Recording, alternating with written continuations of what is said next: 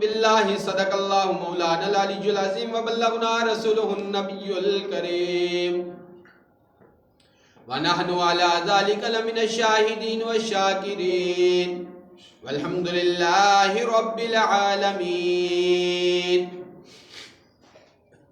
اللہم صلی علی محمد وعلى آل محمد كما صليت على إبراهيم وعلى آل إبراهيم إنك حميد مجيد اللهم بارك على محمد وعلى آل محمد كما باركت على إبراهيم وعلى آل إبراهيم إنك حميد مجيد خودی کو کر بلند اتنا کہ ہر تقدیر سے پہلے خدا بندے سے خود پوچھے کہ بتا تیری رضا کیا ہے کی محمد سے وفا تو نے تو ہم تیرے ہیں یہ جہاں کیا چیز ہے لوح و قلم تیرے ہیں محمد کی غلامی ہے سند آزاد ہونے کی خدا کے دامن توحید میں آباد ہونے کی محمد کی محبت دین حق کی شرط اول ہے کسی میں ہو اگر خامی تو سب کچھ نامکمل ہے تاروں سے کہہ دو ستاروں سے کہہ دو کہ کوچ کرے خورشید منور آتے ہیں اوروں کے پیغمبر آ ہی چکے اب سب کے پیغمبر آتے ہیں سلام اس ذات پر جس نے غریبوں کی دستگیری کی سلام اس ذات پر جس نے یتیموں کو کہا یہ ہمارے ہیں سلام اس ذات پر جس کے گھر میں نہ سونا تھا نہ چاندی تھی سلام اس ذات پر کہ جس نے بادشاہی میں فقیری کی میرے انتہائی واجب الاحترام بزرگوں بھائیوں دوستوں عزیزوں سننے والی میری ماں بہنوں بیٹیوں یہ آواز جہاں تک جا رہی ہے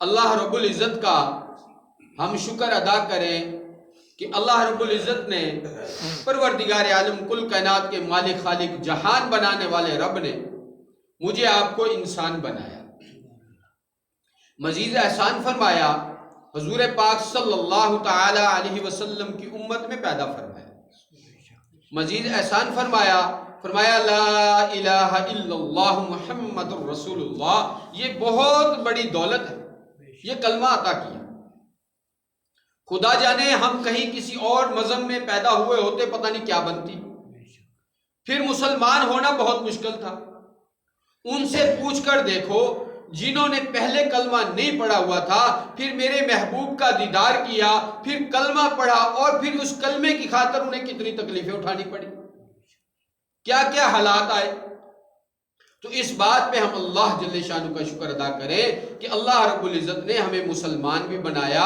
حضور کا امتی بھی بنایا اور اللہ رب العزت نے اس وقت کے حال پر گیا گزرا دور ہے پرفتن دور ہے اس سے مجھے آپ کو نکال کر اللہ رب العزت نے جمعۃ المبارک کا دن عطا کیا اور اپنے گھر میں آنے کی توفیق عطا فرمایا نیکی کی توفیق اللہ پاک کی طرف سے گناہ سے بچا اللہ پاک کی طرف سے نیکی اپنی مرضی سے کر نہیں سکتا گناہ سے اپنی مرضی سے بچ نہیں سکتا محض اللہ کی توفیق ہوتی ہے اور توفیق کس کو ملتی ہے جو طلب دکھاتے ایک آدمی طلب ہی نہ دکھائے اس کو توفیق کیسے ہوگی طلب دکھاؤ پھر راستے کھلیں گے اب طلب نہیں دکھائے گا راستے کیسے کھلیں گے تو اس پہ ہم اللہ جل شانہ کا شکر ادا کریں کہ اللہ رب العزت نے ہمیں انسان بنایا اور ہم انسان بن کر رہیں انسان بن کر زندگی گزاریں اچھا انسان کیسے ہیں؟ بھی انسان تو ہیں. فرمایا انسان جو ہے انسان بن کر رہے پھر ٹھیک ہے، ورنہ بگڑا ہوا انسان تو جانوروں سے بھی بدتر ہے. یہ میری تیری بات نہیں، کسی پیر مولوی فقیر کی بات نہیں، یہ میرے محبوب صلی اللہ تعالی علیہ وسلم کی ذات اقدس پر اترنے والا کلام اللہ قرآن مجید فرقان حمید، اس کے اندر میرے رب نے فرمایا بل ہم ازل، فرمایا جو بگڑا ہوا انسان وہ جانوروں سے بھی بدتر. جو جانور ایک دوسرے کو چیر پھاڑ کھاتے ہیں. اور آج دیکھ لو حالات کیسے بنے ہوئے ہیں. آج بھی ایسا ہی حالات بنے ہوئے نا. بظاہر تو ہم انسان نظر آ رہے ہیں لیکن یہ نہیں دیکھتے بھی حالات کیسے گزر رہے ہیں. میں نے اپنے بھائی کے ساتھ کیسے ملنا ہے، اپنے ابا کے ساتھ کیسے ملنا ہے، اپنی اماں کو کیسے ملنا ہے، بھائیوں کو ساتھ کیسے ملنا ہے، رشتہ داروں کے ساتھ کیسے ملنا ہے، عزیز و اقارب کے ساتھ کیسے ملنا ہے، ہمسائے کے ساتھ کیسے ملنا ہے، اور کسی کے ساتھ لین دین ہو جائے تو پھر اس کے ساتھ کیسے چلنا ہے. آج جس کے پاس کوئی چیز آ گئی وہ کہتا ہے سارا بس میرا ہی ہے. نہیں، جس کا ہے اس کو دینا ہے. فرمایا اللہ رب العزت اپنا حق معاف فرما دیں گے. جو میرے رب کی طرف سے لاگو ہے ہمارے اوپر وہ میرا رب فرما دے گا معاف. فرمایا جو کسی کا حق مار کے آیا میرا رب کہے گا یہ میں معاف نہیں کرتا. فرمایا کسی کا حق مار کے آیا اس کے بدلے تمہیں کیا ہوگا؟ فرمایا کل قیامت کا دن ہوگا. میرے محبوب صلی اللہ تعالی علیہ وسلم کی ذات اقدس سے عرض کیا گیا. میرے میحبوب نے جب فرمایا نا مفلس کون ہے، عرض کیا میرے آقا جس کے پاس کوئی مال نہ ہو، غریب ہو، فقیر ہو، یہ ہو وہ ہو. میرے آقا نے فرمایا نہیں. اللہ کے نبی آپ فرما دیجئے، میرے آقا آپ فرما دیجئے. فرمایا جو کل قیامت کا دن ہوگا نیکیوں کے پہاڑ لے کے آئے گا. اللہ کے نبی وہ کیسے مفلس ہو سکتا ہے جو نیکیوں کے پہاڑ لے کے آئے گا؟ تو ارشاد فرمایا مدنی کریم صلی اللہ تعالی علیہ وسلم کی ذات اقدس نے نیکیوں کے پہاڑ تو لے کر آئے گا. عرض کیا میرے آقا نیکیوں کے پہاڑ تو لے کے آ گیا وہ پھر کیسے مفلس ہوگا؟ اللہ کے نبی نے ارشاد فرمایا ادھر لوگ کھڑے ہوں گے، کوئی آئے گا کہے گا اس نے مجھے گالی دی تھی، کوئی آئے گا کہے گا اس نے مجھے تھپڑ مارا تھا، کوئی کہے گا اس نے میرا مال دبایا تھا، کوئی کہے گا اپنے حق لینے کے لیے آ جائیں گے. اللہ رب العزت فرمائے گا آجا اب کیا بدلہ اس کو دیا جائے گا، اب نیکی دینی پڑے گی. اس جگہ پر پیسہ تو ہوگا نہیں، پیسہ کہاں سے دے گا؟ بھئی مجھے گالی دے دے بدلہ ہو جائے گا، ایسا تو کچھ نہیں ہوگا. وہاں نیکی دینی پڑے گی. اب گالی دینے والے کو نیکی دینی پڑ گئی، کسی کو تھپڑ مارا اس کو نیکی دینی پڑ گئی، کسی کا مال دبایا وہاں نیکی دینی پڑ گئی. یہ ساری نیکی دیتے دیتے ایسا حالات آ جائے گا اب اس کے پاس نیکی کوئی نہیں. اب لوگ موجود کھڑے ہیں کہنے لگے اب ہمارا بھی حق دلاؤ. اللہ رب العزت فرمائے گا اب ان کے گناہ اس کے سر پہ ڈال دو. ایسے گناہ ہوتے چلے جائیں گے، گناہ بڑھتے چلے جائیں گے، اتنا گناہ میں دب جائے گا. فرمایا اب اس کو منہ کے بل دھکیل کر جہنم میں ڈال دو. نیکیاں لے کر آیا، جنت کی طلب کر کے آیا، لیکن جہنم میں جا رہا ہے. اس لیے فرمایا اللہ رب العزت نے دنیا کے اندر مختصر وقت جو دے کر بھیجا ہے اس کو قیمتی بنانا ہے. اس کو قیمتی بنا کر یعنی اللہ کے سارے حکموں کو پورا کرنا، نبی پاک صلی اللہ تعالی علیہ وسلم کی طریقوں پر چلنا. تو ہمارا جو موضوع چلتا آ رہا ہے ہم ادھر ہی آ رہے ہیں. ہمارا موضوع چلتا آ رہا تھا حضرت موسیٰ علیہ السلام. ویسے تو گزشتہ جمعہ یا یہ جمعہ ہمارا چلنا چاہیے تھا رجب المرجب کے محالے سے، لیکن انشاءاللہ زندگی نے وفا کی تو آئندہ جمعے رجب المرجب کا جو مہینہ جو چلتا آ رہا ہے میرے محبوب کی سفر معراج ہے، سیدنا امیر معاویہ رضی اللہ تعالیٰ عنہ کی وفات ہے، اس پر عرض کریں گے. لیکن آج جو ہمارا جو موضوع ہے ہم اسی کو انشاءاللہ مکمل کرنے کی کوشش کریں گے. تو حضرت تھوڑی سی بات چلتے چلتے آئندہ زندگی پتہ نہیں ہو یا نہ ہو ذرا عرض کر دوں. یہ رجب المرجب کا جو مہینہ ہے آج ہم مسلمان بھولے بھالے کیا کرتے ہیں؟ حلوہ پکایا، ٹکڑے پکائے بانٹے. یہ طرز مسلمان انسانیت کی نہیں ہے. آگے پیچھے جو بھی ہے اس پر کرو، اس پر نہیں ہے. اس پر یہ کیا کیا ہے؟ التشیعوں نے یہ معاملہ کیا ہے. حضرت امیر معاویہ رضی اللہ تعالیٰ عنہ کی 22 رجب کو وفات ہے، اس پر انہوں نے خوشی کا اظہار کیا ہے، حلوہ بانٹا گیا. اب دیکھو میرے گھر میں فوتگی ہوئی ہو، پڑوس میں حلوہ پکایا جائے، بانٹا جائے، میرے گھر لایا جائے، ساتھ فوتگی ہوئی ہے، ساتھ ڈھول بجا رہا ہے. جس کو دین کی سمجھ نہیں ہوگی، زبان سے بول نہیں سکتا ہوگا، دماغ کام نہیں کرتا ہوگا، وہ بھی کہے گا ادھر مرگت ہے، ادھر فوتگی ہوئی پڑی ہے، ادھر تو ڈھول بجا رہا ہے. کچھ خیال کر. یہ کہا جائے گا کہ نہیں کہا جائے گا؟ تو پھر امیر معاویہ رضی اللہ تعالیٰ عنہ وہ ہے پیارے محبوب مدنی کریم صلی اللہ تعالیٰ علیہ وسلم کا پیارا سالہ ہے. آج تیرا میرا سالہ مجھے آپ کو بہت پیارا لگتا ہے، یہ میرا سالہ ہے، مجھے اس سے بڑی محبت ہے، میری سالی اس سے بڑی محبت ہے، میرے سسرال والے اس سے بڑی محبت ہے، لیکن اللہ کے نبی صلی اللہ تعالیٰ علیہ وسلم کو کیا محبت نہ ہوگی؟ جس پر قرآن نازل ہو رہا، لکھنے کے لیے میرے محبوب نے اور کسی کو نہیں بلایا، فرمایا امیر معاویہ کو بلاؤ، وہ قرآن نازل ہو رہا ہے، امیر معاویہ رضی اللہ تعالیٰ نے کاتب وحی ہے. تو خیر انشاءاللہ زندگی نفاقی تو آئندہ جمعے اس کے حوالے سے عرض کریں گے. تو حضرت موسیٰ علیہ السلام اللہ کے پاک پیغمبر، اللہ کے وہ کلیم، آپ حضرات نے سماعت فرما لیا گزشتہ جمعے میں، 2-3 جمعے سے یہ ہمارا موضوع چلتا آ رہا ہے. اللہ کے وہ نبی ہیں، اللہ کے وہ کلیم ہیں جو اللہ کے ساتھ ہم کلام ہوا کرتے تھے. اب فرعون کہہ رہا ہے بچہ پیدا نہ ہو، اللہ رب العزت نے پیدا کر دکھایا، اللہ رب العزت نے بڑا کر دکھایا، بڑا بھی ہو گیا، پیدا بھی ہو گیا. حضرت موسیٰ علیہ السلام جوانی میں آ گئے، جوان ہوتے چلے گئے. اللہ کے نبی تو ویسے حسین ہوتے ہیں، حسن و جمال کے پیکل ہوتے ہیں. تو گزشتہ جمعے میں ہماری بات یہاں تک ختم ہوئی تھی بھئی حضرت موسیٰ علیہ السلام نے جب وہ بات آئی نا بچے کو مکہ مارنے والی، تو انہوں نے شور کیا تھا. تو اب موسیٰ علیہ السلام کے دل کے اندر بات یہ آ گئی تھی بھی اب ادھر رہنا میرا اچھا نہیں، یہ لوگ جس کی خیر خائی کر رہا ہوں وہی میرے دشمن بن رہے ہیں. یہاں تک ہی بات پہنچی تھی نا. تو موسیٰ علیہ السلام نے اب عزم ارادہ کیا بھی یہاں سے ہجرت کر لینی چاہیے، اس کو چھوڑ کر کہیں اور جانا چاہیے. مدین کا علاقہ ہے، وہاں کی طرف روانہ ہو. اب جا رہے ہیں. موسیٰ علیہ السلام اللہ کے پاک پیغمبر جا رہے ہیں، چلتے چلتے راستے میں بھوک لگی. انسان ہے، انسان کو بھوک لگتی ہے. اور فرمایا یہ ضروریات ہے، بھوک لگنا، پیاس لگنا، نیند کا آ جانا، یہ ضروریات ہے، مقصد نہیں ہے.